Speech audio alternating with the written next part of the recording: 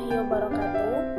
Baiklah, perkenalkan nama saya Laras Liliana Octavia, Informatika 19B dengan NPM 19050. Baiklah, di sini saya akan mempresentasikan suatu mata kuliah yaitu Strategi Pembelajaran TI.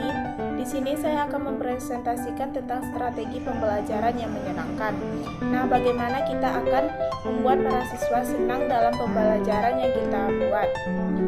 Nah, yang pertama yang harus kita ketahui adalah pengertian dari strategi pembelajaran itu sendiri. Strategi pembelajaran adalah komponen-komponen umum dari suatu bahan pembelajaran dan prosedur-prosedur yang akan digunakan dalam pembelajaran untuk menghasilkan hasil belajar tertentu. Nah, secara umum, strategi pembelajaran ini mempunyai pengertian yaitu suatu garis besar haluan dalam bertindak untuk mencapai sasaran yang akan ditentukan. Dihubungkan dengan belajar mengajar, strategi bisa diartikan sebagai pola umum kegiatan guru-guru dalam mewujudkan kegiatan belajar mengajar untuk mencapai tujuan yang telah digariskan.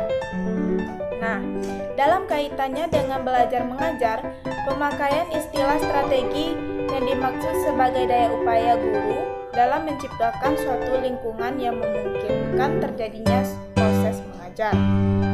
Nah, dapat pula dikemukakan bahwa strategi berarti pilihan pola kegiatan belajar mengajar yang diambil untuk mencapai tujuan secara efektif. Strategi pembelajaran merupakan cara pengorganisasian isi pembelajaran, menyampaikan pembelajaran dan mengelola kegiatan belajar dengan menggunakan berbagai sumber belajar untuk dilakukan guru untuk mendukung terciptanya efektivitas dan efisiensi proses pembelajaran. Nah, pengorganisasian penyampaian dan pengelolaan pembelajaran diarahkan pada berbagai komponen yang disebut sistem pembelajaran. Komponen-komponen pelajaran tersebut menurut AICT 1977 adalah pesan orang, material, peralatan, teknik, dan setting. Oleh karena itu, strategi pembelajaran merupakan bagian terpenting dalam komponen teknik dan metode dalam suatu sistem pembelajaran. Ada beberapa strategi yang dapat digunakan dalam menghasilkan pembelajaran efektif, yaitu membagi strategi pembelajaran menjadi 3 aspek. Yang pertama, strategi pengorganisasian, yang kedua, strategi penyampaian, dan yang ketiga, strategi pengelolaan. Nah, secara arti bahasa menyenangkan adalah menjadikan senang, membuat bersuka hati, membangkitkan rasa senang hati, memuaskan, menarik hati, merasa senang, dan sebagainya. Pembelajaran yang menyenangkan bukan semata-mata pembelajaran yang mengharuskan anak untuk tertawa terbahak-bahak, melainkan sebuah pembelajaran yang di dalamnya terdapat kohesi yang kuat antara guru dan murid dalam suasana yang sama sekali tidak ada tekanan. Yang ada hanyalah komunikasi yang saling mendukung. Joyful learning pada dasarnya adalah pendekatan yang digunakan oleh pengajar untuk membuat siswa lebih dapat menerima materi yang disampaikan dikarenakan suasana yang menyenangkan dan tanpa ketegangan. Nah, ada pula pendapat para ahli tentang strategi pembelajaran yang menyenangkan ini. Kita kutip dari The Porter dan Singer, menambahkan dengan uraian yang lebih rinci bahwa strategi pembelajaran yang menyenangkan itu adalah kemampuan untuk mengubah komunitas belajar menjadi tempat yang meningkatkan kesadaran, daya dengar, partisipasi, umpan balik, dan pertumbuhan, di mana emosi dihargai. Pendapat tersebut dapat diartikan bahwa bila guru mampu menciptakan suasana pembelajaran menyenangkan, akan memberikan dampak positif terhadap peningkatan efektivitas pembelajaran.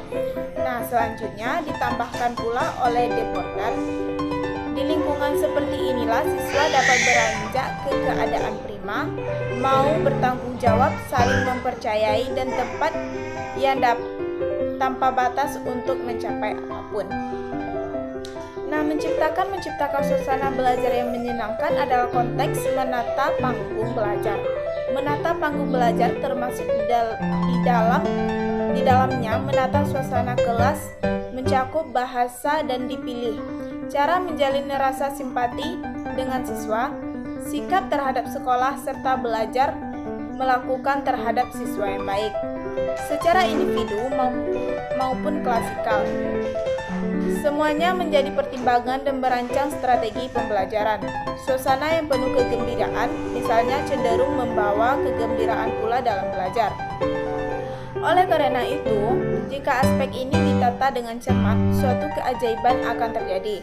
Suasana itu sendiri benar-benar menciptakan rasa saling memiliki, saling menghargai, saling menerima, dan memberi yang kemudian akan meningkatkan rasa yang amat menyenangkan. Kelas akan menjadi komunitas belajar yang dituju para siswa dengan senang hati, sehingga tidak ada rasa keterpaksaan dalam melaksanakan tugas belajarnya. Nah, selanjutnya yaitu ada aspek penting dalam strategi pembelajaran. Aspek-aspek tersebut terbagi atas beberapa bagian. Yang pertama yaitu menata lingkungan kelas. Lingkungan kelas secara fisik sangat membantu terciptanya suasana yang menyenangkan dalam pembelajaran. Pemilihan warna cat dinding, bentuk dan warna keramik lantai, jenis dan warna plafon, dan sebagainya. Penataan sistem pencahayaan dalam ruangan kelas, penempatan lampu, sistem sirkulasi udara juga perlu diperhatikan dalam proses pembelajaran. Penempatan berbagai kelengkapan dan sarana pendukung pembelajaran perlu dipertimbangkan secara seksama. Semua komponen yang terkait dengan fisik harusnya menjadi pertimbangan, agar dapat dengan baik mempengaruhi kemampuan siswa untuk berfokus dan menyerap informasi pembelajaran. Nah, yang kedua yaitu poster icon afirmatif. Penyajian poster di dalam kelas mampu membantu dalam meningkatkan daya ingat dan motivasi belajar. Poster yang dapat memvisualkan konten pembelajaran dengan baik akan berkontribusi dengan baik pula terhadap peserta didik. Konten yang sulit dipelajari dibuat dengan gaya poster yang ditempel di tempat strategi yang terlihat setiap saat oleh banyak siswa akan membantu pemahaman dan daya ingat siswa tentang materi pembelajaran. Apalagi kalau disajikan dengan gaya celaka, mengandung humor dan memiliki afirmasi tinggi. Akan membantu siswa juga dalam membuat cantolan daya ingat. Artinya, model pembelajaran poster yang dirancang dengan bentuk dan gaya yang menyenangkan akan membantu siswa dalam meningkatkan pemahaman dan daya ingatnya terhadap konten pembelajaran. Nah, yang ketiga ada alat bantu. Alat bantu ini memberikan kontribusi juga dalam terhadap peserta didik dalam memahami pembelajaran.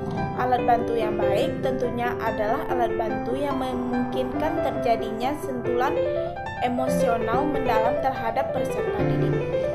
Umumnya, alat bantu yang didesain konsep lucu dan membuat peserta didik tersenyum akan lebih bermakna, karena stimulus yang menyenangkan itu akan membuka otak neokorteksnya yang mampu digunakan untuk berpikir. Nah, yang keempat ada pengaturan bangku.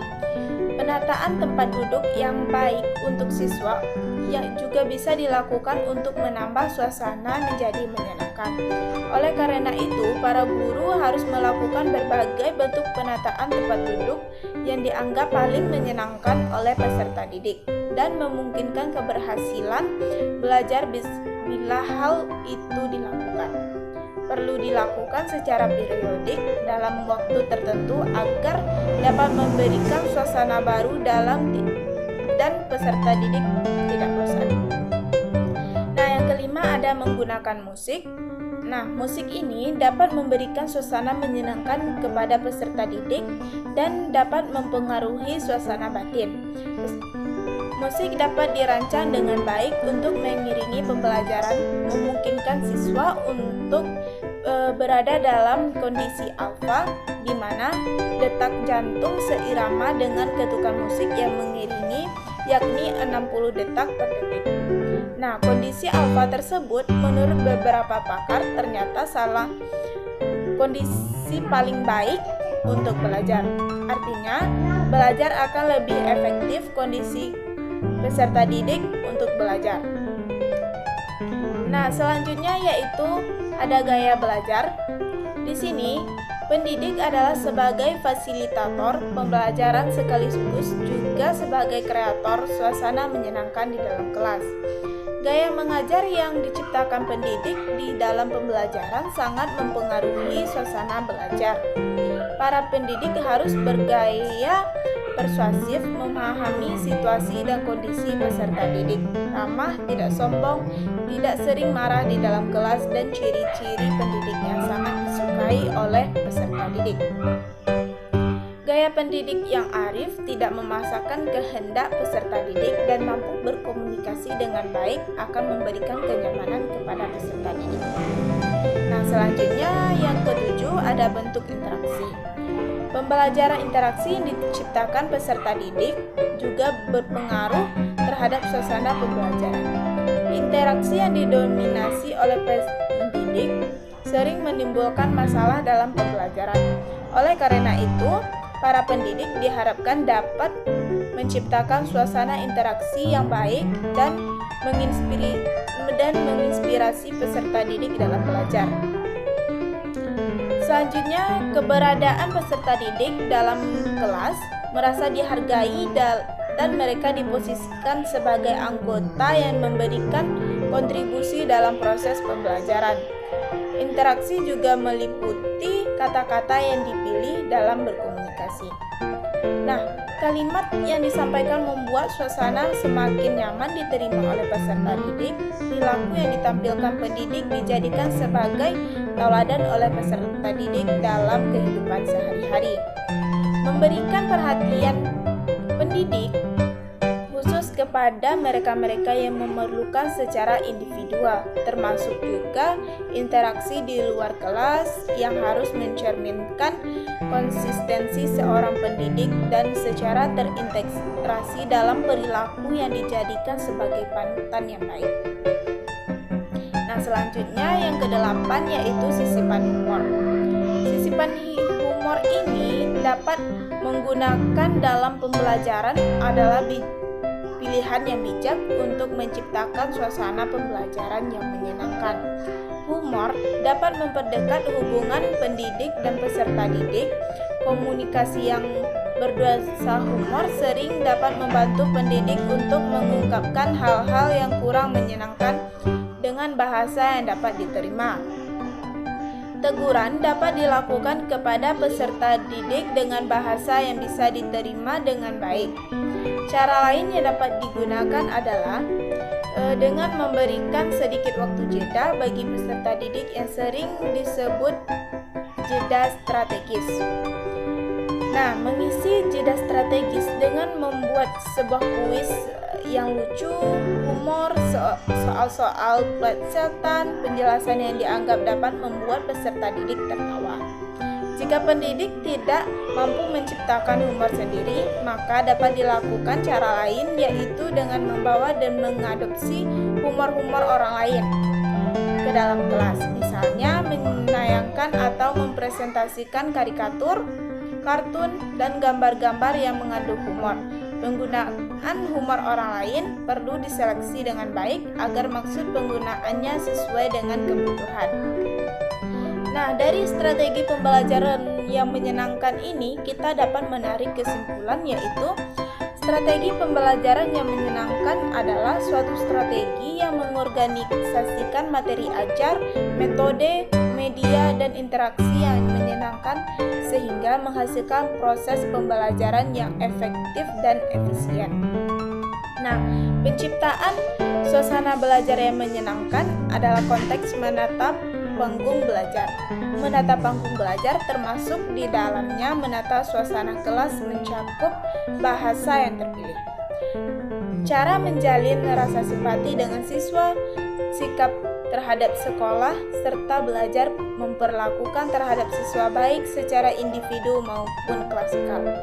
Nah, ada beberapa hal yang perlu mendapat perhatian khusus dalam menciptakan strategi pembelajaran yang menyenangkan, yaitu yang pertama, menata lingkungan kelas, yang kedua, poster ikon afirmatif, yang ketiga, alat bantu belajar, yang keempat, pengaturan bangku, yang kelima, menggunakan musik, yang keenam, gaya mengajar, yang ketujuh, bentuk interaksi, dan yang selanjutnya yang kedelapan atau yang terakhir yaitu sisipan humor. Nah, baiklah, mungkin hanya itu strategi pembelajaran yang bisa saya sampaikan dalam pembelajaran kali ini. Jika ada salah, saya mohon maaf. Saya akhiri dengan Assalamualaikum warahmatullahi wabarakatuh.